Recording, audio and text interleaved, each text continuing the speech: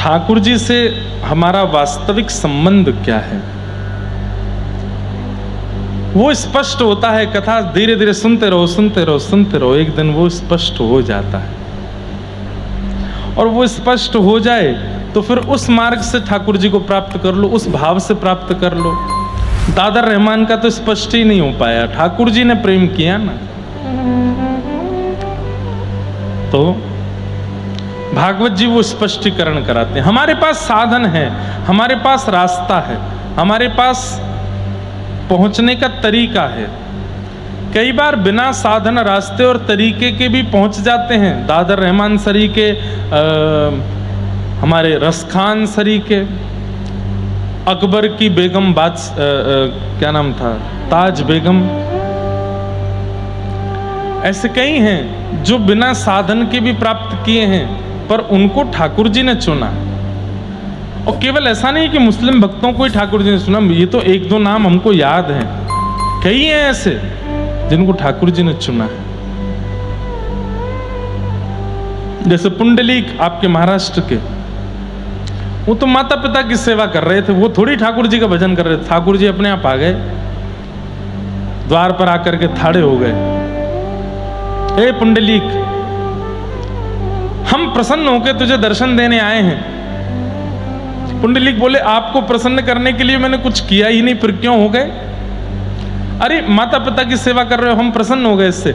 आपको प्रसन्न करने के लिए थोड़ी, जिनको प्रसन्न करने के लिए कर रहा हूं वो तो हो जाएं। अरे द्वार पर भगवान आए हैं, आसन तो दे दो। ईंट खिसका दी, वो खड़े हो जाओ इस पर। जब माता पिता की सेवा से फ्री हो जाऊंगा तो आ जाऊंगा आपके पास। पुंडलिक साधन नहीं कर रहा है, ठाकुर जी रीझ गए। न जाने कौन से गुण पर दयानिधि रीझ जाते हैं। कौन सी बात आपकी अच्छी लग जाए, कुछ पता थोड़ी ही है। बस उनको अच्छी लगे ऐसी बातें करते रहो, ऐसा व्यवहार करते रहो, ऐसी चर्चाएं करते रहो।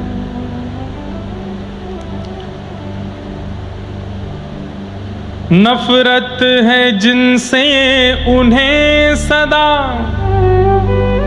नफरत है जिनसे उन्हें सदा, उन्हीं अवगुणों में मैं हूं बंधा। वो सारे अवगुण मेरे अंदर हैं जिनसे ठाकुर जी को घोर नफरत है, सब हैं हमारे अंदर। कैसे मिलेंगे ठाकुर जी? बस हम कभी कभी कहते हैं कैसे मिलें कैसे मिलें कैसे मिलें, ये मत पूछो। ऐसे कौन कौन से व्यवहार हैं जिनसे वो दूर हो जाते हैं, उनकी लिस्ट बना करके बस वो नहीं करो। प्राप्ति के साधन करना एक विषय होता है, और जिनसे वो दूर हटते हैं वो ना करना एक विशेष विषय होता है। जैसे आपका कोई मित्र है, और मित्र खुश कैसे होता है? उसको समोसा खिलाओ खुश होता है, उसको वड़ा पाव खिलाओ खुश होता है, उसको जो है ठंडा वाला दूध रोबजा वाला पिलाओ खुश होता है। लेकिन वो दुखी कैसे होता है? वो बगल में बैठा है, तुम किसी और से बात कर रहे हो, वो दुखी होता है। अब तुमने भले उसको समोसा खिलाया, भले उसको रोबजा पिलाया, भले उसको वड़ा पाव खिलाया, लेकिन उसको जो पसंद नहीं है वो एक बार करोगे वो दूर हो जाएगा, है ना? हमारे साथ ऐसा ही है। ठाकुर जी मिलते किससे हैं? वो सारे साधन हम करते हैं, पर ठाकुर जी जिससे दूर हो जाते हैं वो साधन भी हम रोज करते हैं, तो फिर मिलने वाले साधन से कोई फायदा नहीं। अब एक बार दोस्त आपका दूर हो गया, अब उसको भले तुम समोसा की फोटो भेजते रहो, भले उसको तुम वड़ा पाव की फोटो भेजते रहो, भले उसको तुम रोबजा बना बना करके घर में नया नया, देख तू देख मान जा, तेरे लिए देख ये बनाया मैंने, ये तेरे को खिलाऊंगा, तू आ जा। तू पहले अपना व्यवहार सुधार, जो मुझे पसंद नहीं है वो करता रहता है, कैसे आ जाऊं तेरे पास? यही चल रहा है हमारे ठाकुर जी के बीच में। ठाकुर जी को अच्छा लगता है वो सब हम ठाकुर जी को, देखो हम कथा सुनने जाते हैं, देखो हम पंढरीनाथ दर्शन करने जाते हैं, देखो हम एकादशी का व्रत करते हैं, देखो हम कंठी माला पहनते हैं, ठाकुर जी देखो हम तिलक स्वरूप धारण करते हैं। सब देखने के बाद ठाकुर जी कहते हैं उसके बाद छल करता है, कपट करता है, दूसरों के साथ निंदा करता है, दूसरों का बड़ा बुला करता है, वो सारे काम करता है जो मुझे पसंद नहीं है। कैसे आ जाऊं तेरे पास? भले तू कंठी पहनता है, भले तू एकादशी व्रत करता, पर करने फिर छली जाएगा, कैसे आ जाऊं तेरे पास? इसलिए जिससे आपका प्रेमी रीझ है वो काम भले ही मत करो, पर जिससे उसको बुरा लगता है वो बिल्कुल मत करो।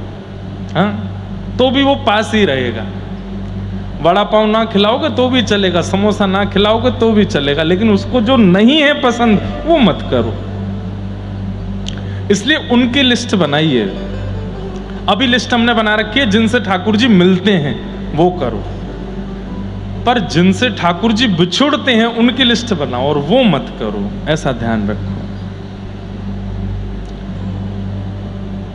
4-5 लिस्ट तो मैं बता देता हूं। सबसे पहला, वैष्णव अपराध मत करो। वैष्णव अपराध मतलब किसी भी भक्त, किसी भी वैष्णव की भक्ति का आकलन आप मत करो। अब यहां कथा में आए, कथा में आपके बगल में कोई बैठा माला कर रहा है, आप अपनी माला ही नहीं लाए, घर पे भूल के आ गए, तो आपने क्या कहा? इसको तो माला की जरूरत है, मैं तो बिना माला की नाम कर लेता हूं। ये वैष्णव अपराध हो गया। आप उससे प्रतिस्पर्धा नहीं कर सकते। या कोई आगे बैठा हुआ कथा सुन रहा है, लेकिन कथा सुनते सुनते बीच में फोन चला रहा है, भले ही चला, ये है तो अपराध, नहीं चलाना चाहिए, लेकिन चला रहा है और आप बार बार करो, कितनी गलत बात है। बताओ, कथा में बैठे बैठे फोन चला, आप मत करो। व्यास जी करेंगे, ठाकुर जी करेंगे उसकी जो भी समाधान, आप मत करिए। या किसी भी भक्त का रूप देख करके, व्यवहार जान करके उसके प्रति ये बातें मत लाओ मन में कि ये तो केवल पाखंड करता है, ये भक्त नहीं है। वैष्णव अपराध ये मत करो। दूसरी बात, धाम अपराध। धाम अपराध मत करो। आप वृंदावन जाते हो, जगन्नाथपुरी जाते हो, द्वारिकापुरी जाते हो, वहां जो हो जाए सब सिर माथे है, अपराध करके मत आओ। अभी हम नासिक में 2 दिन विश्राम में चैतन्य चरित्र की कथा सुन रहे थे, चैतन्य चरितामृत। तो उसमें एक बहुत सुंदर बात आती है कि जब श्री चैतन्य महाप्रभु गया जी गए अपने सब शिष्यों के साथ, तो रात्रि में चैतन्य महाप्रभु ने सब शिष्यों से कहा, जाओ नगर में भिक्षा लेकर के आओ, भिक्षा करके आओ, पाएंगे। तो जितने भी शिष्य गए चैतन्य महाप्रभु के भिक्षा करने के लिए, वो हर द्वार पर, घर के द्वार पर जाते, भिक्षा मांगते। तो भिक्षा देने वाले के गले में अगर कंठी नहीं होती, जनेऊ नहीं होता, तो अपना हाथ पीछे कर लेते, बोले नहीं हम कहीं और से ले लेंगे, रहने दो। दूसरी जगह चले जाते, भिक्षा मांगते, वहां से भी कंठी जनेऊ नहीं दिखती, तो वहां से भी नहीं लेते। मतलब जो जनेऊ नहीं पहने, जो कंठी नहीं पहने, वहां से भिक्षा नहीं लेते थे।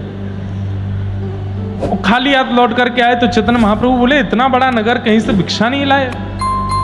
बालकों ने कहा, भिक्षा तो बहुत मिल रही थी, लेकिन एक भी व्यक्ति जनेऊधारी और कंठीधारी नहीं मिला, इसलिए हम भिक्षा लेकर के नहीं आए। तो चैतन्य महाप्रभु, कोई बात नहीं, रात्रि में बुखार चढ़ा, इतना भयंकर ज्वर चढ़ा कि दूसरे दिन वैद्यों ने आकर के खूब औषधि दी, लेकिन उनका बुखार ठीक नहीं हुआ। तब अनेक प्रयास करने पर भी ठीक नहीं हुए, तो फिर शिष्यों ने कहा, गुरुजी आप कैसे ठीक होंगे? तब चैतन्य महाप्रभु बोले, ये धाम के प्रति अपराध की पीड़ा मुझे आई है। हम धाम में हैं, अब धाम का व्यक्ति चाहे जैसा हो, उसके प्रति अपराध नहीं करना है। वो जनेऊ नहीं पहने, कंठी नहीं पहने, इसका आकलन, इसका निर्णय मुझे नहीं लेना है, तुम्हें नहीं लेना है। हम बाहर से आए हुए व्यक्ति हैं, धाम के जो प्रमुख भगवान हैं वो देखेंगे उनको, हमें तो उनके प्रति श्रद्धा ही रखनी है। जाओ उन्हीं बिना जनेऊ और कंठी वालों के यहाँ से भिक्षा लेकर के आओ। भिक्षा लेकर के आए, जैसी भिक्षा पाई तो बुखार उतर गया। क्या समझाया कि धामी के प्रति निंदा मत करो, धामी के प्रति अपराध मत करो, उससे ठाकुर जी नाराज होते हैं। तो पहला, वैष्णव अपराध मत करो। धामी के प्रति, ये तो मैं बहुत बड़ी बड़ी बातें बता रहा हूं जिससे ठाकुर जी नाराज होते हैं। छोटे छोटे भी कई ऐसे अवगुण हैं जिनसे ठाकुर जी नाराज हो जाते हैं। तीसरा, ग्रंथ के प्रति अपराध मत करो। भागवत जी के प्रति, रामचरितमानस के प्रति, भक्तमाल के प्रति, गीता के प्रति, इन सब में आकलन मत करो, ये श्रेष्ठ हैं, ये अश्रेष्ठ हैं, ये ज्यादा बढ़िया हैं, ये नहीं है ना। सबके प्रति सम रहो। और गुरुओं के प्रति प्रतिस्पर्धा मत करो। मेरे गुरुजी ज्यादा बढ़िया हैं, इनके गुरुजी इतने बढ़िया नहीं हैं, इनके गुरुजी तो ऐसे हैं, मेरे गुरुजी ऐसे हैं, आदि आदि आदि आदि ये सब भावनाएं चित्त में मत लाओ। ये सब वो गुण हैं जो ठाकुर जी को प्रिय नहीं है। तो जिनसे ठाकुर जी मिले उनकी लिस्ट अब मत बनाओ, जिनसे ठाकुर जी दूर होते हैं उनकी लिस्ट बनाना शुरू करो, और वो ना करें ऐसा व्यवहार करो। उसमें फिर आता है छल मत करो, कपट मत करो, किसी के प्रति द्वेष मत करो, किसी की निंदा मत करो, किसी के बारे में गलत प्रचार मत करो। ये सारी बातें ठाकुर जी को प्रिय नहीं। तो जो ठाकुर जी को अप्रिय लगने वाले व्यवहार हैं उनको मत करो, उनसे बचे रहो।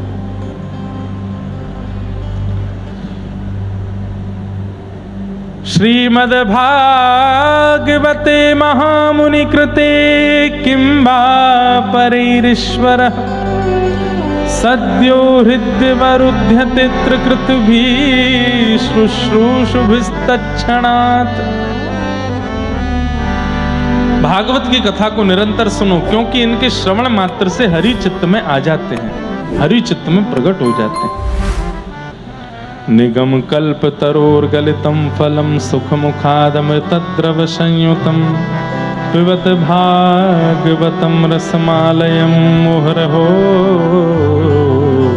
रसिका भुवि भावुकाः। निगम यानी वेद रूपी कल्प वृक्ष का पका हुआ फल श्रीमद् भागवत है। सुखदेव जी के मुख लग जाने से अमृत तुल्य ये भागवत जी की कथा हो गई है। सुखदेव जी के मुख लग जाने से अमृत तुल्य हो गई है। क्या करें? बोले इस कथा को पियो, सुनो मत। पीने का अभिप्राय क्या है?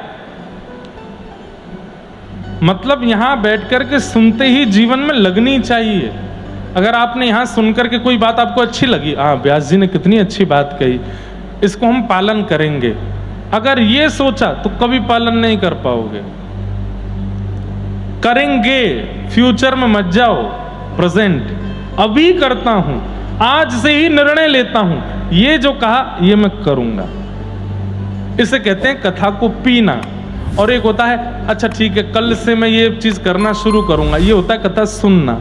और यहां पर लिखा गया है पिबत भागवतम, भागवत की कथा को सुनो मत, पियो, उसका पान करो, पियो। पी हुई वस्तु तुरंत असर दिखाती है। सब लोग इधर देखो, यहां देखो, ध्यान से कथा सुनो। पी हुई वस्तु तुरंत असर करती है। कथा का असर तुरंत होना चाहिए, 1 दिन बाद, 2 दिन बाद, 4 दिन बाद, 10 दिन बाद नहीं। आप सोचो कि 7वें दिन कथा पूरी होगी, 8वें दिन से मुझ में असर आएगा, कभी नहीं आएगा। अभी यहीं बैठे बैठे नहीं आ रहा है तो कभी नहीं आएगा। यहां आ गया तो आएगा, यहां नहीं आया तो वहां नहीं आ सकता। ये वो बात होती है ना कि भाई हॉस्पिटलाइज्ड हुए तो हॉस्पिटल में इंजेक्शन लगते ही ठीक होना शुरू हो गए तो ठीक हो गए।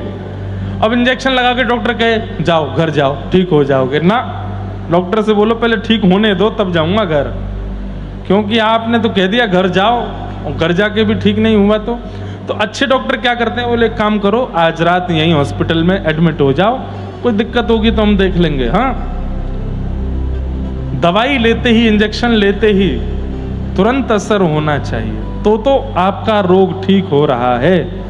और यदि आप प्रतीक्षा कर रहे हो कल ठीक हो जाएंगे, परसों हो जाएंगे, परसों करा तो लिया ऑपरेशन अब हो जाएंगे ठीक ना, तभी ठीक होने चाहिए, उसके बाद से ही परिवर्तन आना चाहिए, नहीं तो वो बीमारी लगभग हमेशा रहेगी आपके अंदर। यहां असर नहीं हुआ तो घर पे तो कभी नहीं होगा। इसलिए 3 घंटा जो आप कथा सुनते हैं 6 से लेकर के 9 बजे तक, इस बीच में अनुभव कीजिए कि मुझ में असर हो जाए, मुझ में परिवर्तन हो जाए, क्योंकि यहां नहीं हुआ तो वहां नहीं होगा।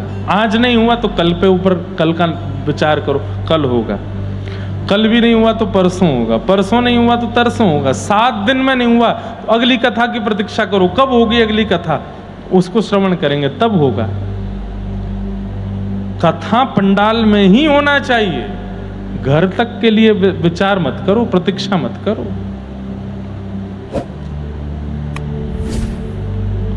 पिबत भागवतम रसमालयम मुहुरर्हो रसिका भुवि भावुका। और कैसे पिए, कब तक पिए? बोले पीते रहो जब तक असर ना हो, जब तक परिवर्तन ना लगे, जब तक चित्तवृत्ति बदले ना। अब भगवत गीता भगवान ने अर्जुन को सुनाई, गीता सुनने के बाद असर हुआ अर्जुन पर ना, तुरंत होता चल रहा है। ठाकुर जी बोलते जा रहे हैं और अर्जुन परिवर्तित होता जा रहा है। यही तो कथा का स्वरूप है। पर आज की डेट में क्या होता है, हजारों की तादाद में भीड़ आ जाती है, पर परिवर्तन एक दो में ही होता है, सब में नहीं। और ये आज ही नहीं होता। महाभारत में जब भगवान गीता सुना रहे थे तब अर्जुन अकेला नहीं सुन रहा है, सब सुन रहे हैं, सारी सेना सुन रही है, समस्त पांडव भी सुन रहे हैं, पर असर केवल अर्जुन पर हो रहा है। पिबत भागवतम रसमालयम, पियो कथा की इस सुंदर धारा को पियो। पिबत भागवतम रसमालयम मुहुरर्हो रसिका भुवि भावुका। रसिक बन करके पियो, भावुक बन करके पियो।